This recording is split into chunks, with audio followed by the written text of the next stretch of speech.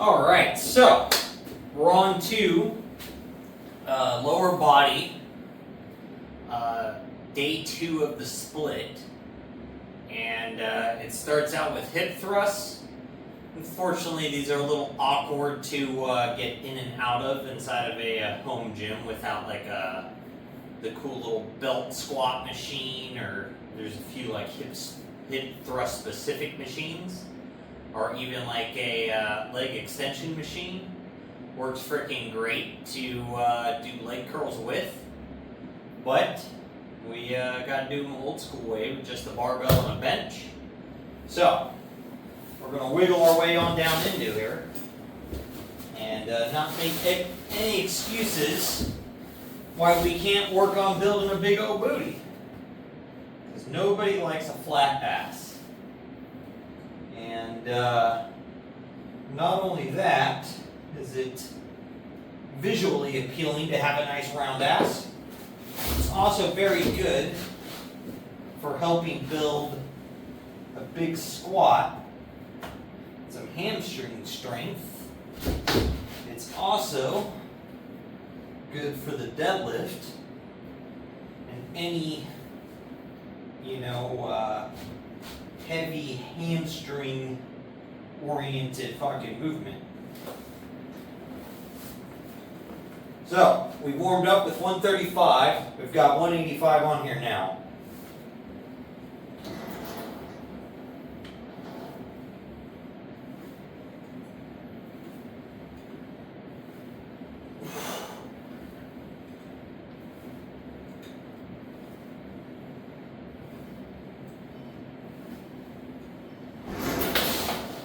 So, these are going to be for 3 sets of 12 at 185, and basically this is what we're using as a warm-up for our hamstrings and glutes today. This is today is going to be a very hamstring and glute focused lower day, since the first lower day of the split is quad focused. So now we got to hit the backside of the legs. And boy, after 2 more sets of these, my buns are really going to be pumped up. And after this, we got glute kickbacks to really get a lot of activation inside of the glute minor and glute, not maximus, I think it's glute radius. I'm not quite sure, because there's the minor, which is the top, the maximus, which is the bottom, and then I think it's the radius for the outer side of the cheek. But let me go ahead and stop gabbing, and we'll talk a little more about what this lower leg day is going to be consisting of for the back side of the leg split. Alright, so I've gone ahead and done the first 2 sets on my right leg. I'm going to do my 3rd set now, and then I'll do my 3 sets on my left leg after that. So that way I just do them all on one side at a time instead of back and forth, since it gets kind of annoying to swap the cable back and forth from side to side. So we've gone ahead and set up our chain here to make it to where it's easy enough for us to get it hooked up. And then we just step back slightly, get a little slight lean onto the front leg with our hips not completely straight but slightly turned, so that way our leg travels a little bit not perfectly straight back, but slightly off at an angle to engage more of the side of the glute. And we just lift our leg straight back.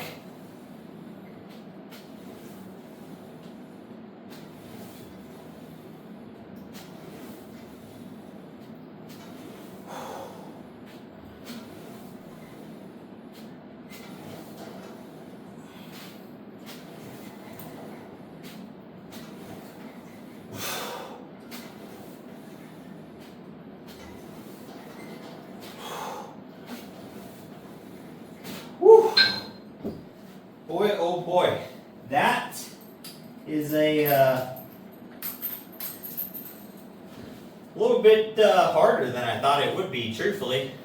I've never done glute kickbacks, but I definitely can feel the bottom of the glute and the side of the glute engaging a lot, especially as I get the leg from more straight back to just slightly off to the side like that, with my hips just slightly turned and getting it driven out at an angle.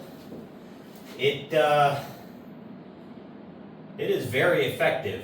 I can definitely feel that. That is going to make a huge change in my glute structure, and that's probably going to help a lot with hip thrusts. It's definitely probably going to help a whole lot with squats down in the bottom of the hole there, with being stable in the hips and not having any weird like butt wink or roll, lower back tuck under. So I'm excited to see what this movement's going to do in my overall like squat and deadlift training, since I've just never done them before. So I've never really used the abductor machines for interior or anterior. I know they are super good for obviously building a bum, but I do know they have their benefits for flexibility, as well as benefits in like hip drive, which is obviously going to translate into squats and translate into your deadlift. So it's interesting to see how this change is going to affect them. So it will be interesting at the least. And I'm very curious on how the soreness factor feels from working these muscles independently like this, because that, again, is something I've never felt and had to deal with. So I don't know if it's going to be super tender, or if it's just going to be like, say, biceps and triceps. You know, they're going to be worn out tonight, but I'll wake up tomorrow and it'll feel like I didn't do anything. But I'm going to go ahead and knock out my left leg, and then I'll bring you guys back for the next movement. Alright, so next up, we've got good old deadlifts. I'm not 100% sure. Like, 225 is probably going to feel pretty easy for just 3 sets of 8. But I also haven't done them after doing 2 glute movements before. Normally deadlifts are the first thing on my workout routine, and I do multiple like warm-up sets to get to a higher working weight. But I haven't done any deadlifts yet, so I've just got 225 on here. This feels incredibly easy for 8. I'll go ahead and go to 275, and then we'll hit that. If that feels super easy for a second set, I'll go ahead and hit the third set still at 275 and see if the third set of 8 feels easy. And if so, next week we'll go ahead and we'll just start at 275 for all 3 sets and see how that third set feels then. And if it is just that easy at 275, I am supposed to be going through a deload, so we're going to still leave it at that. But here in 3 weeks from now, we'll go ahead and instead of starting at 275, we'll just throw 315 on there, and then we're going to shoot for sets of 8 at that. So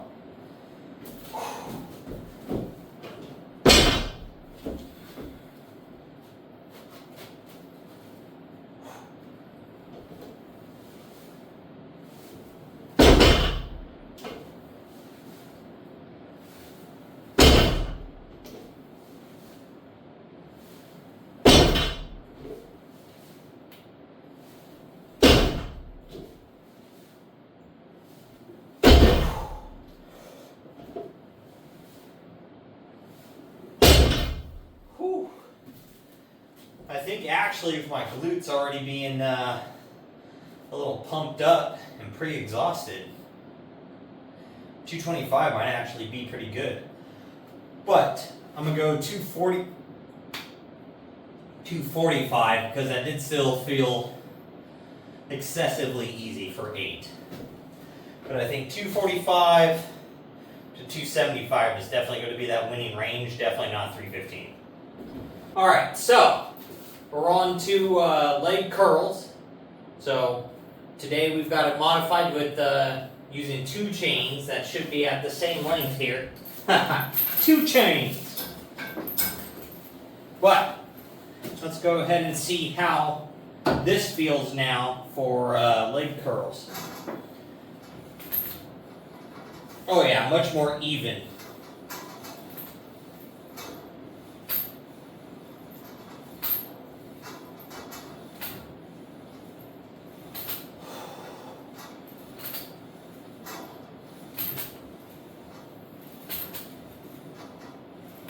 Oof.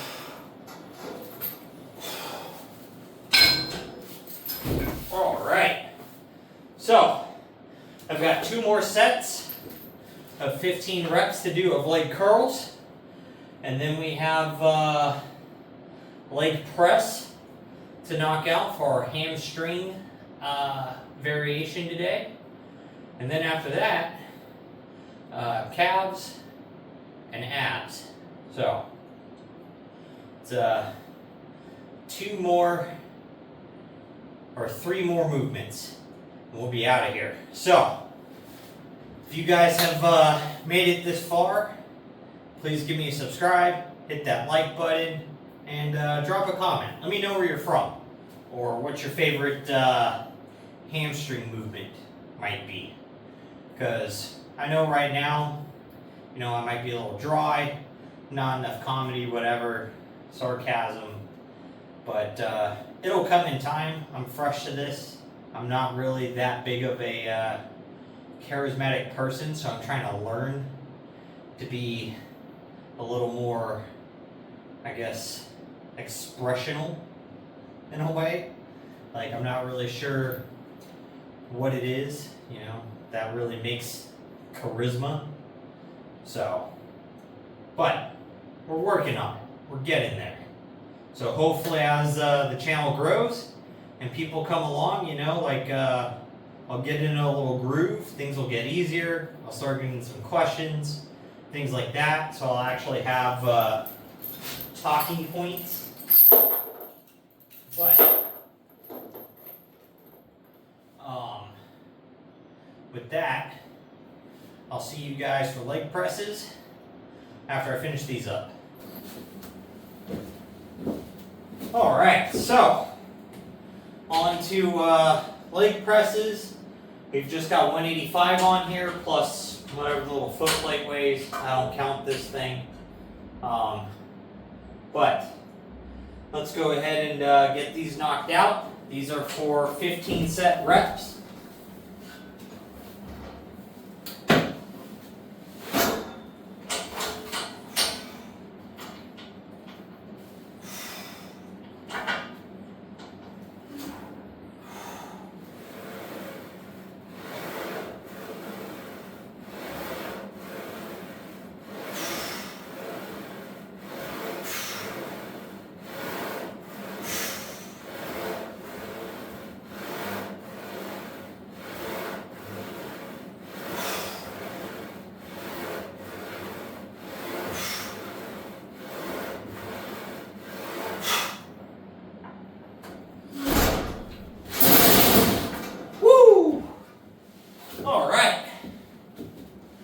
That actually doesn't feel too terrible.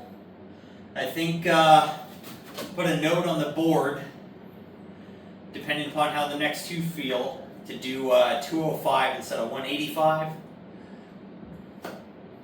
I figured these were going to feel a lot harder with how much we've already hit glutes and hamstrings, but it doesn't feel super terrible. So I like it. I'm going to go ahead and knock out the next 2 sets of these. And then we got calves and leg lifts. So Those things going to be a little brutal. I think I might actually do them in like a superset type of setup here. So we're probably going to do barbell calf raises today instead of the hack squat variant. So that way I can just stay right here. And then we'll do leg lifts using the dip bars. Because unfortunately, if I try to do them hanging, I'm a little too tall. So one of those weird problems about, being 6 foot is you can't hang from a lot of stuff without your feet touching. Oddly enough, tall people issues. But we're just going to have to do them from a dip position, which is a little bit, in my opinion, quite a bit harder. And I'm going to see if us doing so much glutes today has helped loosen them up so I can get a lot more mobility and maybe be able to get those legs a little bit further out there in that dip position. Because like if I do them hanging, or if like I had a Roman chair to where I could brace my back against something, I could get my legs quite a bit higher. But in that dip position, I have a hard time getting a lot of range of motion out of it because my lower back and my glutes are normally really tight. So we'll see if maybe this helps with that as like a big warm up and stretch before that. So, alrighty y'all, so we're on to our last superset here, calf raises and dips. So let's hit our last 12 and 12, and then we can get on out of here.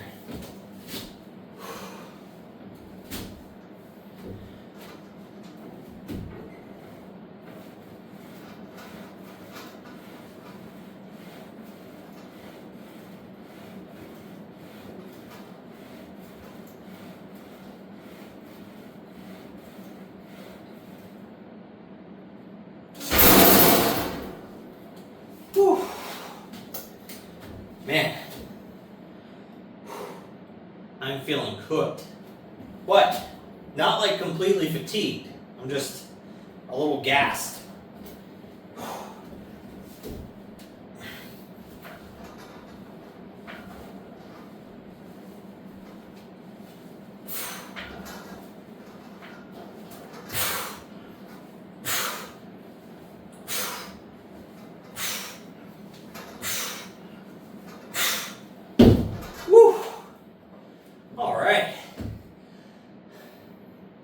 And with that, we are done with lower body split number 2. So, feels good. Definitely a little more taxing today feeling than split 1 is for lower body. But this is the 4th day of training. So I did a bunch of concrete yesterday, woke up super sore, haven't really eaten the best yesterday and today. So, but solid workout, everything's got blood in it, everything feels pumped like it should, so I will take it. So with that, tomorrow will be a rest day, and then we'll have our 5th training day, which is a accessory day, so everything that's lacking. So for me right now, it's going to be traps, forearms, it's going to be calves will get hit again that day. I'm going to do a lat movement that day, and probably a few more things. Got to kind of work it out, see what I've got lined up for myself, and then we'll have another rest day before we restart our 4 days. And that brings us to a full 7-day circuit with 2 rest days in there. I don't really want to take them back to back. I feel like it'd be a little excessive because we're not training super hard. So I think if I stagger my days off, it'll work out a whole lot better. So, get out there, work towards your goals, And most of all, just don't be a lazy fuck.